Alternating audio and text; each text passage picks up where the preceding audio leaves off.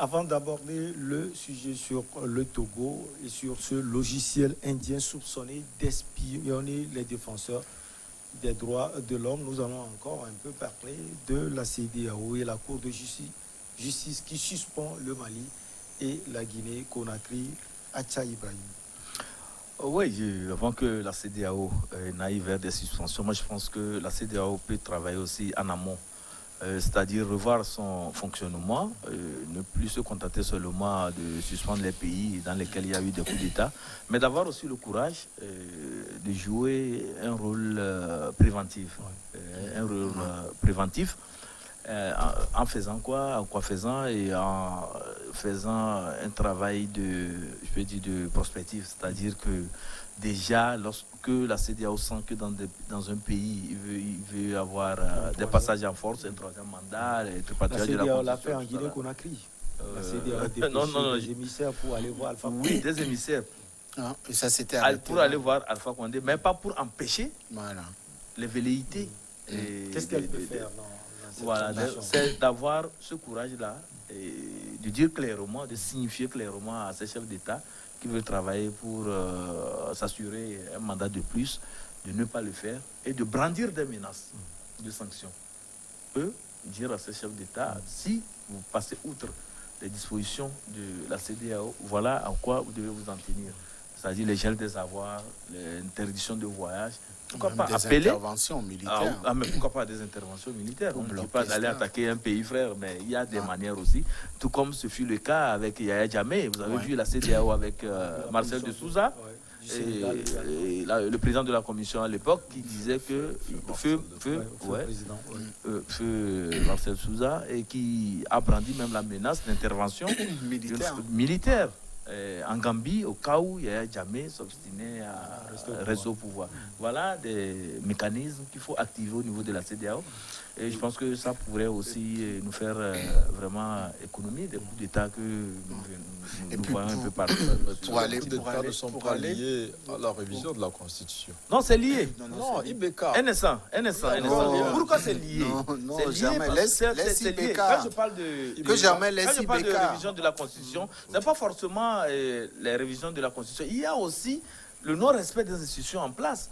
Quand des chefs d'État violent la liberté de leurs citoyens, quand des chefs d'État se livrent à la gabegie, les chefs d'État se livrent à la corruption. En cours de mandat, si un chef d'État ne gère pas bien son pays, la CEDEAO doit également intervenir pour vous dire quitter le pouvoir. Non, envoyer des alertes.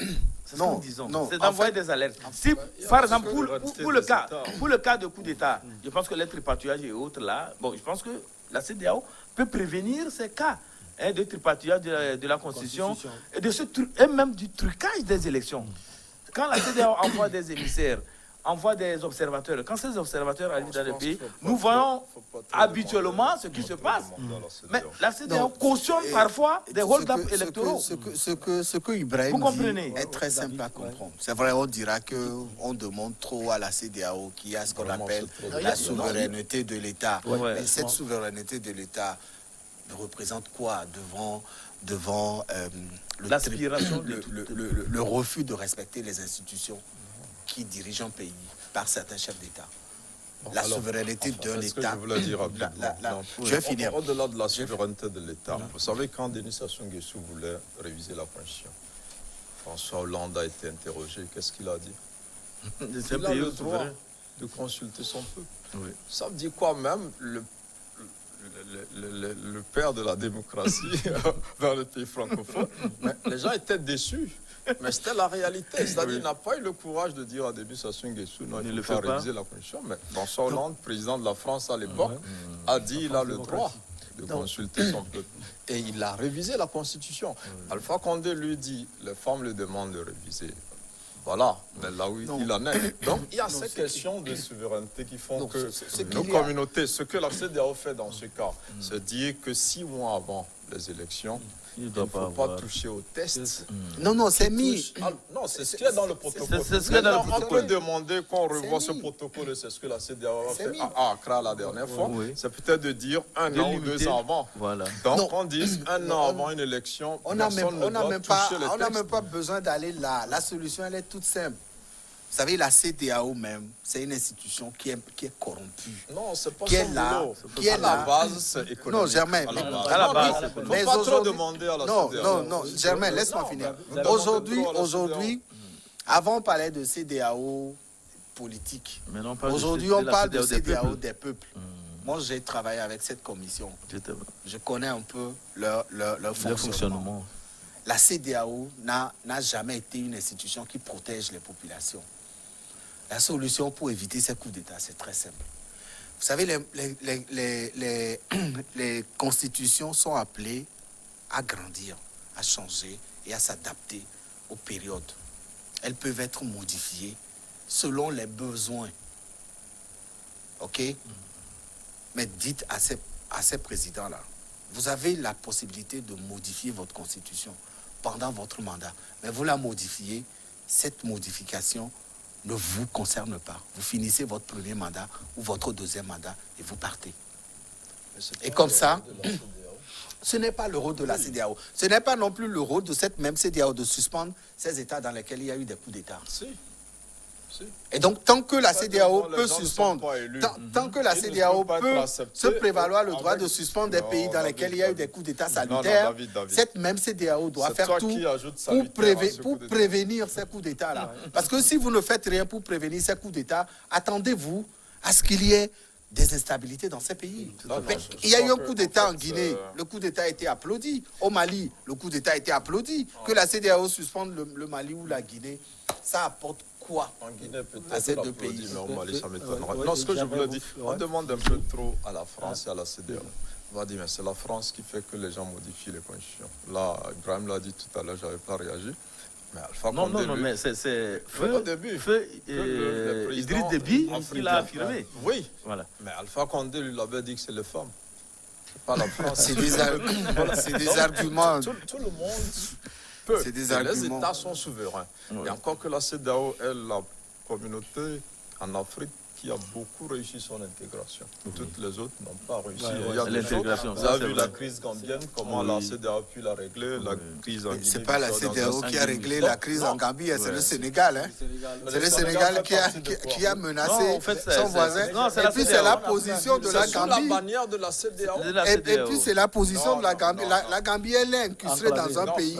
Il suffit qu'on apporte les bulldozers et qu'on mette du sable, qu'on mette du mur. Donc c'est la CEDEAO. Les Gambiens sont en prison. C'est les gars qui a réglé. Non, c'est la CEDEAO. La CEDEAO a réussi. Donc, même au Togo, après le 19 août, la CEDEAO est venue imposer une feuille de route. Donc, c'est une organisation assez efficace, mais limitée. Parce que tous les pays n'ont pas donné leur souveraineté. Au départ, c'est une communauté économique. C'est après qu'elle a glissé dans la politique, la démocratie et la bonne gouvernance. Donc, cherchons à renforcer. Mais je crois que en interne, les pays doivent mettre en place des mécanismes pour ne pas tout rejeter sur la CEDEAO ou la France. Quelque chose, c'est pas on dit c'est la France. Après, on dit c'est la CEDEAO. Pour moi, c'est vraiment un peu trop facile de le dire. Maintenant, je suis peut-être d'accord avec lui quand il qualifie certains coups d'État de salutaires. Mais ça, qualifier tous les coups d'État de salutaires, là, je ne suis pas d'accord. Dans le cas je parlais des mécanismes de prévention par rapport au coup d'État que nous constatons sur le continent et par rapport aussi aux velléités de s'éterniser au pouvoir de certains chefs d'État. La CEDEAO peut travailler sur ces sujets-là que je venais d'évoquer et vous n'allez pas me dire que la CEDEAO ne peut pas le faire. Ils n'ont pas la volonté. Laissons l'histoire de 6 mois. Laissons l'histoire de 6 mois. Oui, non, Germain, il faut reconnaître que la CEDEAO n'a pas la volonté. À Accra, la dernière fois, la CEDEAO a voulu revoir ce protocole additionnel. Peut-être s'ils disent 1 an avant l'élection ou 2 ans, là, ça va être plus compliqué pour les gens. Je pense qu'elle travaille à cela parce qu'il y a certains présidents déjà au sein de la CEDEAO qui disent que c'est le non-respect de la limitation aussi qui crée des problèmes. Donc, ça évolue. Mais pour le moment, certains pays où la plupart sont encore souverains et sont libres que leurs assemblées ou par référendum, que les gens révisent les constitutions. Et c'est d'ailleurs prévu par la Constitution. Donc, après, c'est en interne qu'il faut essayer, au lieu de tout remettre en place. Non, lorsque vous lisez le protocole de la démocratie et de la bonne gouvernance, vous voyez que la CEDEAO ne badine pas en matière de démocratie, en matière de respect des droits de l'homme, ne badine pas en matière d'élection aussi. Parce que c'est la preuve, la CEDEAO envoie les experts électoraux, envoie aussi les observateurs pour aller sur le déroulement des scrutins dans les pays. Mais ce qui fâche, c'est que parfois, il y a des hold-up électoraux à vue d'œil que la CEDEAO est incapable de dénoncer. Exemple. Non, mais, on l'a vu en Côte d'Ivoire dernièrement.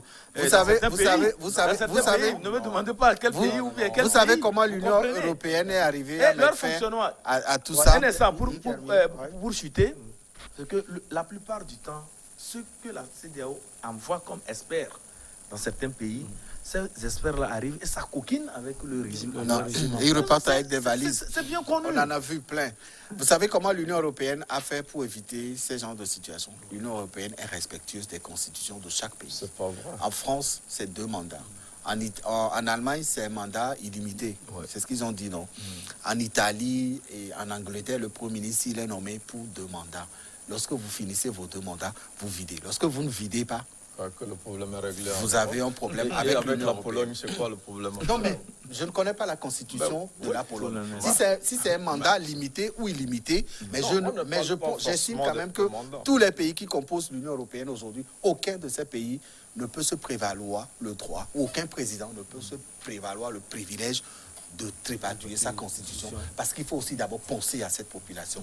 On va donc maintenant parler du Togo. Dans un rapport publié le 7 octobre, les chercheurs en sécurité informatique d'Amnesty International expliquent avoir identifié 2 logiciels espions envoyés à un militant des droits de l'homme au Togo. Après Pegasus, donc, Germain Pouli, on va retrouver plutôt. Après Pegasus, c'est ce logiciel indien. Ah oui, après Pegasus, on parle d'un nouveau logiciel. Et ce logiciel a été développé en Inde par une société indienne. Et ça vise les acteurs de la société civile. Et quand on parle d'acteurs de la société civile, c'est plus ou moins ceux qui font pression sur les régimes. Et quand nous revenons sur, en tout cas, l'utilisation de ces logiciels, disons, espions, on voit en même temps des régimes qui, en tout cas, qui n'affichent pas une certaine, disons, je vais parler d'élégance en matière de gestion. Quand je parle d'élégance, c'est pour vous parler de ce qui, généralement sur le continent, n'ont pas de projet pour les populations, mais des projets pour eux-mêmes. C'est-à-dire que c'est le plus souvent des dirigeants qui sont beaucoup plus motivés par des velléités de s'éterniser au pouvoir et qui font tout pour barrer la route à tous ceux qui vont aller à contre-courant, ramer à contre-courant de leur désir de s'éterniser au pouvoir. Mais il faut dire qu'il y a quand même un besoin quand même de sécurité sur le continent et surtout dans la zone ouest africaine où sévissent les groupes terroristes et autres. Là, les États doivent avoir quand même des logiciels puissants pour pouvoir surveiller. Pourquoi sur les militants des droits de l'homme? Un instant. Ouais. À l'origine, ces logiciels, c'est bien dit que c'est pour traquer les terroristes. C'est pour tracer le mouvement des terroristes. C'est pour surveiller des mouvements ou bien, disons, des groupes subversifs. À l'origine, c'est ça. Et tout État qui a les moyens peut acheter ces logiciels-là et, en tout cas, travailler dans le sens de la sécurité du pays. Mais c'est l'utilisation déviante de ces logiciels-là qui crée cette situation dont je vous parle. Et le plus souvent, on retrouve ces utilisations déviantes-là dans les États où les chefs d'État ne veulent pas quitter le pouvoir. C'est tout. David? Non, moi je pense que... Ce sont les militants qui sont plus victimes. Ah, mais puisque c'est des groupes de pression. Dans tous les pays au monde, je pense que chaque pays a sa stratégie de surveiller ses opposants. Le pays qui surveille plus, c'est la Chine. Après, vous avez l'ancienne Union, la Russie et l'Israël, où les opposants, les journalistes, les militants des droits de l'homme sont tout le temps mis sur écoute et tout. Mais moi, je me demande, est-ce que ces militants, ces défenseurs des droits de l'homme constituent un danger pour le pouvoir ou pour quelqu'un au Togo? Pour qu'on aille jusqu'à mettre des gens qui sont censés défendre les droits, les droits de l'homme, qu'on aille jusqu'à les mettre sur écoute. Qu'est-ce qu'ils veulent écouter? Est-ce qu'il y a eu un défenseur des droits de l'homme qui a été mêlé dans une histoire d'instabilité ou alors de changement de pouvoir, de coup d'État ou quelque chose comme ça? Ou alors c'est pour prévenir quelque chose, on ne sait pas. Donc moi j'estime que l'argent qui est dépensé pour acheter ces logiciels-là, il faut utiliser ce logiciel pour d'autres fins. Le djihadisme aujourd'hui menace l'ensemble de la côte ouest africaine. Oui. Ils étaient en Côte d'Ivoire dernièrement. Oui, Atian l'a dit, c'est également pour les djihadistes. Voilà. Donc la Côte d'Ivoire, le Togo, la Côte d'Ivoire et le Togo, c'est quelques kilomètres qui nous séparent. Il faut mettre ce logiciel espion pour justement tracer les mouvements de ces djihadistes, où il faut alors les mettre aussi à disposition des pays qui sont déjà victimes de ces terrorismes-là, que de chercher tous les jours à espionner des concitoyens qui ne s'échangent rien de grave, qui ne se disent rien de grave, puisqu'aujourd'hui, tout le monde sait que même les téléphones que nous utilisons, même s'ils ne sont pas mis sur écoute, les échanges que nous faisons dans nos téléphones sont emmagasinés quelque part sur une plateforme. Ce n'est pas nous qui avions fabriqué un téléphone portable. Lorsque le Chinois fabrique un téléphone, l'envoie sur le marché africain ou mondial, est-ce que nous sommes dans l'usine où ce Chinois fabrique ce téléphone? Non. Ça veut dire que le Chinois peut mettre n'importe quel logiciel ou n'importe quelle application dans ce téléphone. Vous discutez avec votre femme, vous êtes enregistré dans un laboratoire en Chine ou aux États-Unis là-bas. Donc, bon, je veux bien comprendre que l'État achète des logiciels d'espionnage, mais les mettre à espionner les défenseurs des droits de l'homme, les journalistes, nous-mêmes on n'est plus tranquille, on ne peut plus discuter avec nos épouses, on ne peut plus discuter avec nos relations, nos entourages, parce que derrière quelqu'un, quelque part, devant un écran, pour l'écouter. Donc c'est un peu ça le problème. Moi j'estime qu'à partir du moment où c'est défenseur des droits de l'homme, je comprendrais si c'est des ennemis du Togo qui sont mis sur écoute, je comprendrais. Mais qu'on parle de défenseurs des droits de l'homme qui sont mis sur écoute.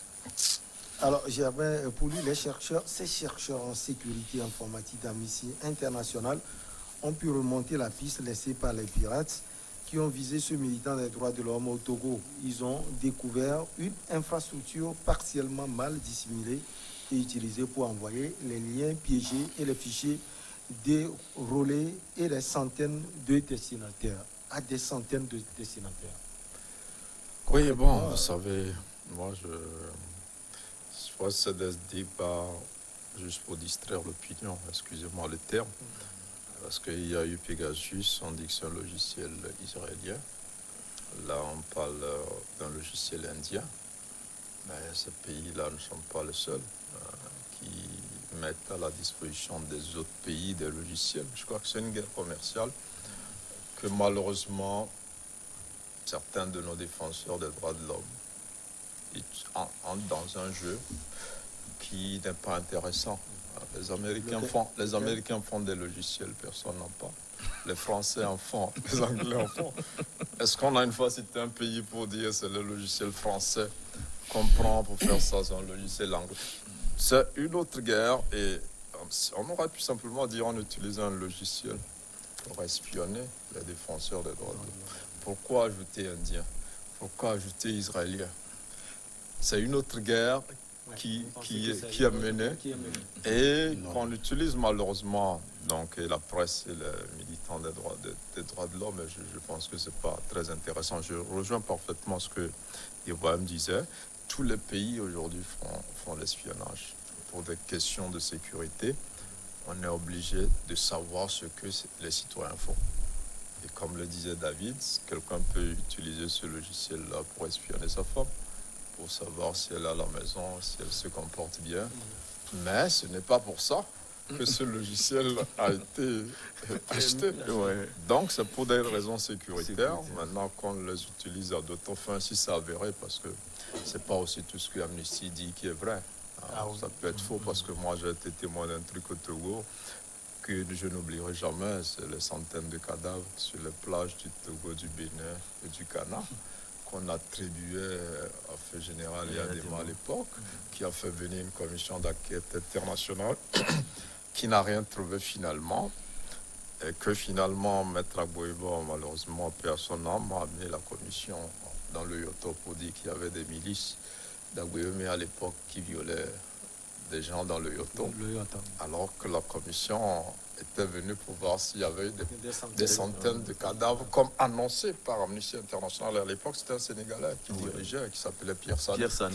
Mais ça avait discrédité. Aujourd'hui, qu'on nous dise qu'il y a une cellule qui est en charge de quoi informatique, bon, je crois qu'Amnesty International aussi doit faire un peu attention pour ne pas se laisser manipuler pour des raisons économiques, des raisons sécuritaires qui n'ont rien à voir avec les droits de l'homme. Moi, j'aurais voulu qu'ils se contentent de dire les militants des droits de l'homme au Togo sont espionnés, peut-être tout simplement. Un logiciel. Pas forcément nous dire l'origine du logiciel indien. En temps, c'était israélien. Demain, on s'attaquera à un autre pays, et ainsi de suite, comme ça, et on s'attaque. C'est une guerre économique. Il faut préciser à Germain que ce n'est pas Amnesty International qui a sorti ce qui est dit, mais c'est parce que le militant défenseur des droits de l'homme a saisi Amnesty International avec des preuves dans son téléphone. Ce n'est pas Amnesty International qui a saisi le défenseur des droits de l'homme. Donc quand vous saisissez une institution pour dire, pour prouver, avec les preuves dans le téléphone. Ah, tu n'as pas lu? Avec des faits. Tu peux lui lire la partie là, avec les applications, les liens qui lui sont envoyés d'abord en anglais. On lui demande de télécharger, après on lui renvoie ça en français, on lui demande de télécharger. Le rapport est là, à la fin de l'émission. Tu vas lire la position des experts qui ont travaillé sur le fait, qui sont arrivés à cette conclusion. Si c'était faux, comme tu le soutiens, le défenseur de droits de l'homme qui avait une identité. Je n'ai pas dit que c'est faux. Ce que je dis, moi je dis. Non, de faire attention aussi à ce que Amnesty dit. Il avait cité le cas des morts à la plage. Donc, si tant est que ce qui est dit là-bas n'était pas vérifié, le plaignant a une identité. Même si son identité n'a pas été citée dans le rapport, le plaignant a une identité. Oui, mais ce qu'il faut reconnaître, si vous permettez. Oui, je sais que vous allez répondre à ce qu'il a dit. Oui, mais en tout cas, ce qu'il faut dire et, disons, faire savoir peut-être à l'opinion, tout le monde le sait, c'est que les pays espionnent les gens. Germain le disait tantôt, et mon confrère David même aussi le disait, qu'en Chine, on surveille les journalistes, on surveille... En tout cas, tous les groupes de pression sont souvent surveillés par les régimes. Mais en amont, c'est que ces logiciels espions, c'est pas destiné à espionner ces groupes de pression que nous avons dans les pays, c'est-à-dire la société civile, les acteurs des droits de l'homme et autres. Ce n'est pas à l'origine cela. Mais il y a une utilisation que je qualifie de déviante de ces logiciels. Ce qui fait que quand... Voilà, c'est ça le problème. En fait, c'est ça le problème. Même on a parlé des acteurs de la société civile. C'est de ça qu'il est question. Qui ont été espionnés au Togo. Même des journalistes, des confrères. Bien évidemment. Mais c'est l'utilisation déviante là qui est, en tout cas, le vrai problème. C'est sur cela surtout. Voilà. Et cette utilisation, comment elle se fait, c'est ça. Je pense que c'est ça qu'il faut, c'est de ça qu'il faut parler. Lorsqu'on espionne quelqu'un qui se trouve être un acteur de la société civile ou bien quelqu'un qu'on trouve faire partie d'un groupe de pression qui puisse créer des ennuis à des régimes. Les régimes, le plus souvent sous les tropiques, utilisent ces logiciels-là pour espionner ces personnes et par la suite, c'est pour les faire chanter. Quelqu'un comme ça, qui a peut-être qu'on a espionné, on l'a vu avec des ébats, peut-être avec sa femme ou des choses comme ça, des photos intimes et autres là. Lorsque cette personne va commencer à déranger, dans une position donnée, va déclencher peut-être une lui action. Sort une photo. En off, on appelle cette personne, on lui montre. Ça s'est fait en Russie avec voilà, même en France, les gens étaient obligés de craquer, les gens étaient obligés de démissionner, les gens étaient les défenseurs des droits de l'homme. J'ai reconnu qu'on peut les espionner, mais on n'a pas besoin de dire, par exemple, l'origine du logiciel. Oui, je n'ai pas dit. C'est ce que ça ne fait pas. Oui, je n'ai pas dit qu'on ne les espionne pas. Tout à fait. Maintenant, ce que je voudrais... Je vais répondre à ton inquiétude sur les origines. Vous savez... Attends que Vas-y vite. Aujourd'hui, en matière informatique, il n'y a pas que l'État seul aussi. Tout à fait. Le fait des hackers. Ouais. Aujourd'hui, même le petit Nigérian dans ton quartier dispose dans son petit salon, excusez-moi, je ne stigmatise personne, même le petit Togolais aussi, de l'informatique, peut, de chez toi, t'envoyer des choses comme s'il était en France, à Dubaï, partout. Donc tout est possible. Voilà. Mais pour revenir aux droits de l'homme, moi je vois qu'il y a une guerre commerciale déjà quand on dit un logiciel israélien dans un premier temps. On sait tout le bruit que ça a été fait. Et on dit que ça se donne avec l'accord d'Israël à l'époque. Aujourd'hui, on parle de l'Inde. L'Inde, c'est une puissance montante aussi dans le domaine informatique. C'est pas gratuit. Moi, c'est pour ça que je dis qu'il y a une certaine manipulation dans laquelle nous tombons. Facilement. Peut tomber sans savoir que c'est en fait ça. C'est de ça que je parle. Maintenant, je ne dis pas qu'on n'espionne pas, puisque je suis parti pour dire que tous les pays le font. Et je pense que...